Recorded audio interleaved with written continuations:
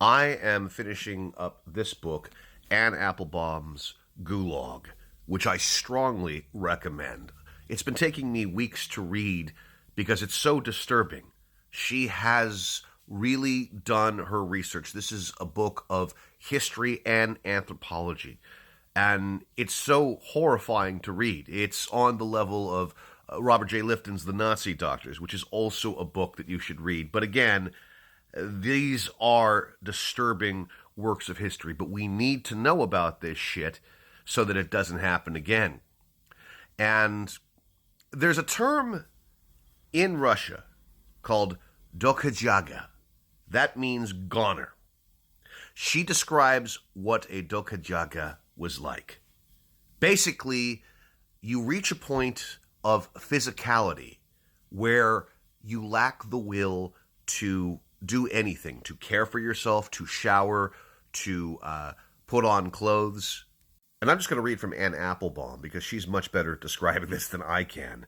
This deterioration usually progressed in stages as prisoners stopped washing themselves, stopped controlling their bowels, stopped having normal human reactions to insults until they became, quite literally, insane with hunger. Now, I can't help but draw parallels between the Dokhodyaga of the gulags and the Dokhodyaga you're going to see in American society under Donald Trump. There is going to come a time in which a lot of people you love, a lot of people who are hurt by all of the policies that Trump is erecting, will be a mental and emotional and spiritual Dokhodyaga. I think Trump and the Republicans want to turn us all into Dokhodyagas, where we have no control of our own. But instead of physical deterioration, it will be mental deterioration. At the present celerity, you will see Americans turn into Dokhodyaga. They're going to have blank expressions.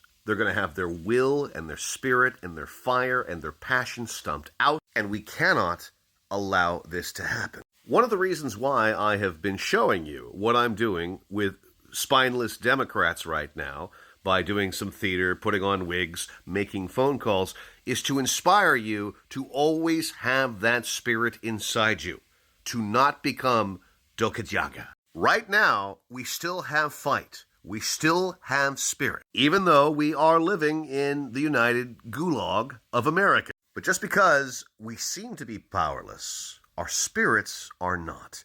We must never become Dokhodyaga, because if that happens, this country will become a nation of complete and utter terror and devastation. And a lot of people will die, and a lot of people will be disappeared, and it will be just like Brazil during the military dictatorship that ran for 20 years. Do not obey in advance, because the minute that you start surrendering, you start on the road to becoming a Dokhodyaga.